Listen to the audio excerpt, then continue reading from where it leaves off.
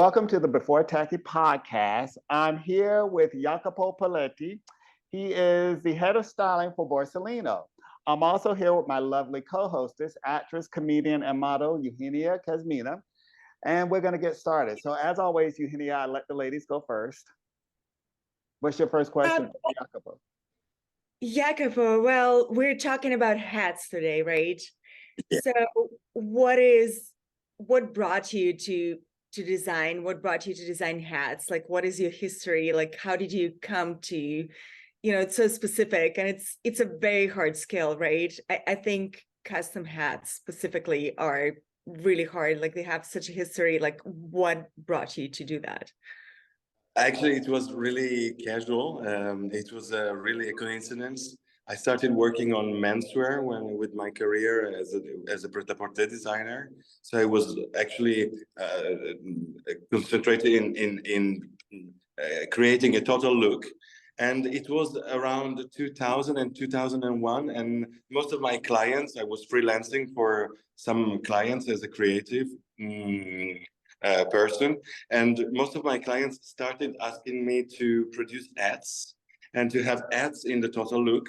So I had the chance to know Borsalino very well because I'm Italian, even if I'm working for some clients abroad. And I started with a company that was owned by Borsalino by producing some hats for my clients. And all of a sudden, it became very interesting to me. And I loved the way that hats were produced and all the artisanal work that was behind. And so I just thought it was a beautiful object, and I started concentrate myself in creating hats. And this hat maker that was owned by Borsalino when I started working, they started having a very interesting consulting collaboration, and the very first one was with Chanel. So my very first impact in my career was starting making hats for Chanel through this hat maker in Italy. Oh, well, very fascinating story. Let me ask you something, Eugenia. She's an actress. Borsalino has a cinema heritage because you guys made the hat for Humphrey Bogart in Casablanca. So in future collections, are you going to make references to your cinema heritage, to the brand cinema heritage? I don't know yet. But definitely, it's a super interesting inspiration for me. Having a look at what happened in the history of Borsalino and a relationship that was so strong with the cinema for all the history of the brand should maybe continue as an history of producing hats for the cinema. That is something that I would love to do. I'm not entirely sure that it will be an inspiration for the next collections, but it will definitely be interesting for Borsalino to keep on being a reference, a supplier for the cinema and for all this beautiful industry. I would love to see that. I was just talking to somebody who was inspired by Bertolucci hats and a filmmaker who was saying it's so hard to find kind of like, the specific way to design hats. And I think there's so much more that people don't understand, right? To make like custom hats, it is such a process.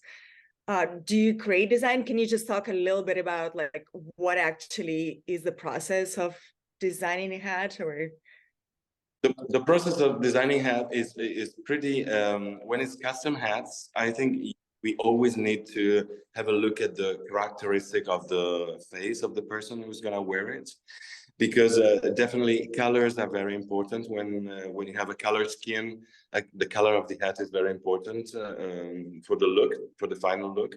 The shape of the hat is also important compared to the shape of your face. If you have a very squarey face, you should wear something rounder to make the whole look looking more round.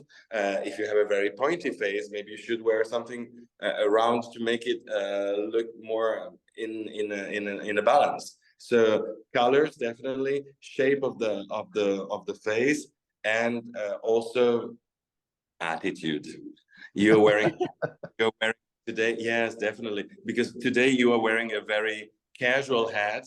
and very simple hat, but you're wearing with an attitude that makes it look very elegant and beautiful. And also the combination of colors that you decided to wear today, with this light green and this light blue together, and the color of your skin, which is light, and the color of your hair, which is light as well. The whole look is your attitude today. Your attitude today is to look so angelic and beautifully pastel. I think you have an attitude by wearing your hat today. So I think it's also a matter of who is wearing it and how is going to wear it. I'm going to follow up on what Eugenia's question was. I wanted to ask you, what are the elements of making a great hat? What goes into a great hat design, for example? Quality, first of all, quality. Oh. Today, the market is invaded by products, by hats, but not all hats are quality-wise good. So when you choose a hat, I think that you have to look also at the quality of it, the quality of the shape that has been decided by the designer for you is very important. You know, Borsalino, for instance, is working on 40% of his collection is carryover, meaning shapes that we're still working on. Since 1857, when the Borsalino company started, but if you are able to make them look contemporary by changing the ribbon, the color, and the quality of the felt you are making, can make a big difference in the design of a hat. And also, it is very important to me the actual shape of the hat that you're using.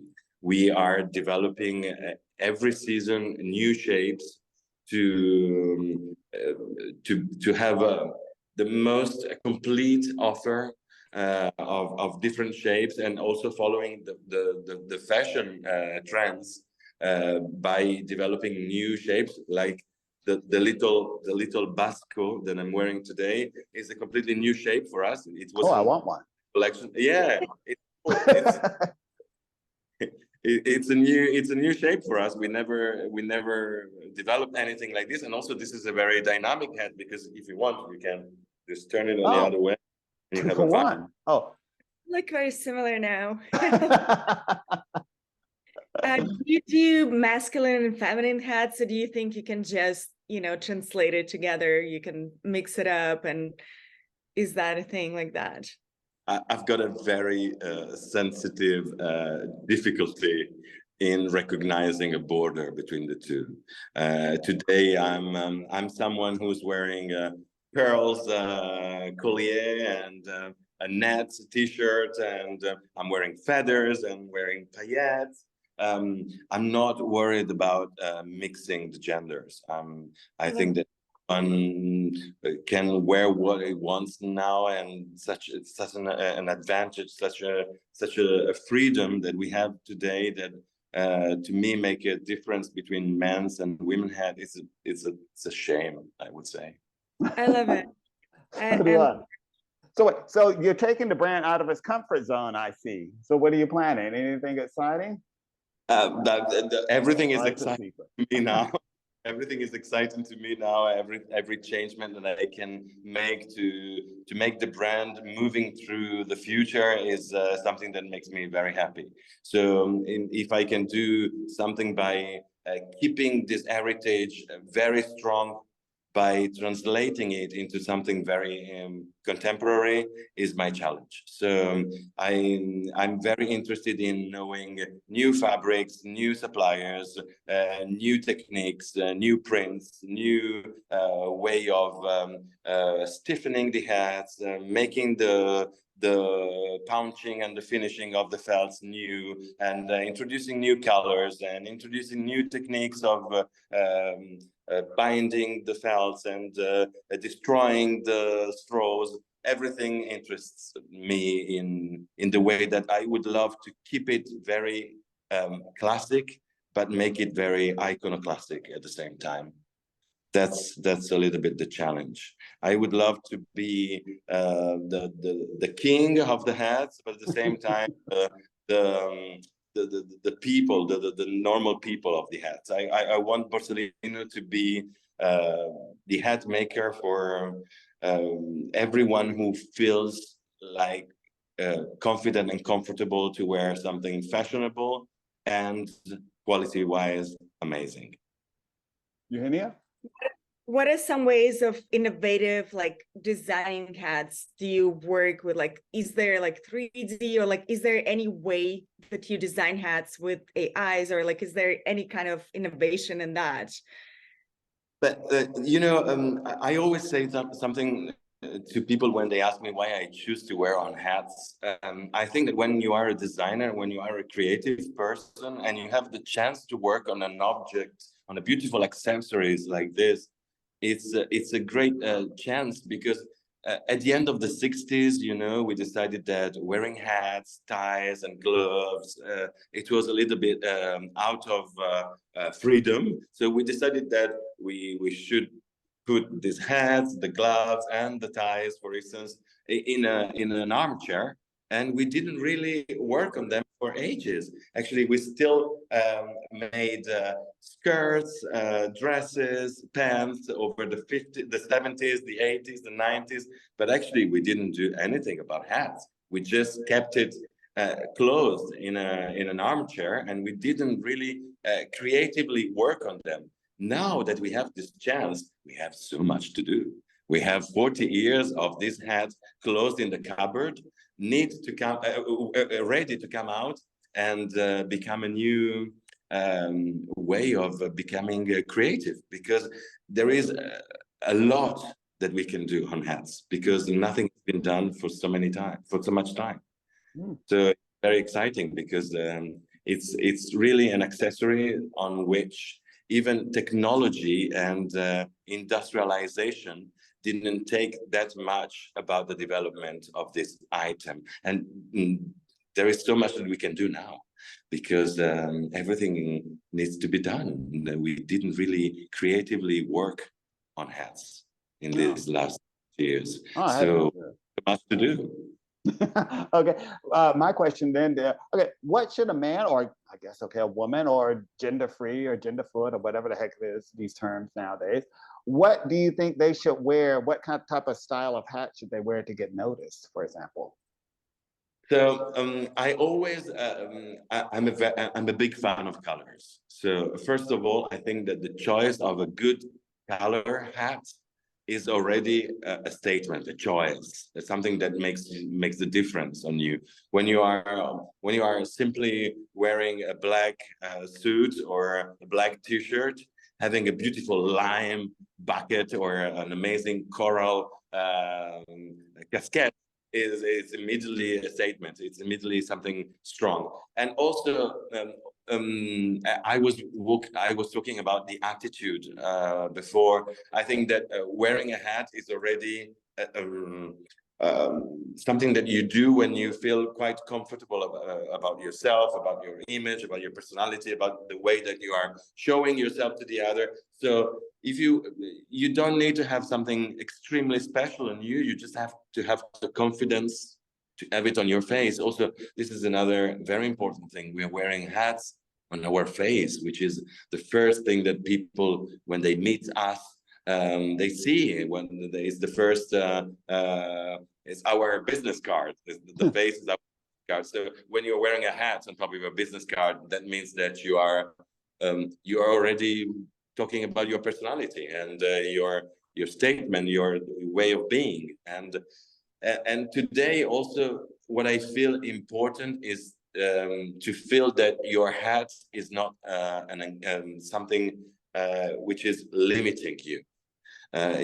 Before wearing a hat could be limiting, because your hat is very precious and delicate. So you take a plane and you don't know where to put it, or you go on a train and you don't know how to sit on. So I think that another important thing today about contemporary hats is that they need to adapt themselves to the lifestyle that we have today. Today we are traveling on planes, sadly. So we need to go probably softer. we need to go rollerball, we need to go waterproof. I think that we need a hat which is more contemporary and dynamic and more similar to the lifestyle that we are living nowadays. Meaning traveling a lot and having cold in the morning and very hot in the night, and but yes, moving in the morning you are in a very cold place, and at night you are in a very elegant but extremely hot beach.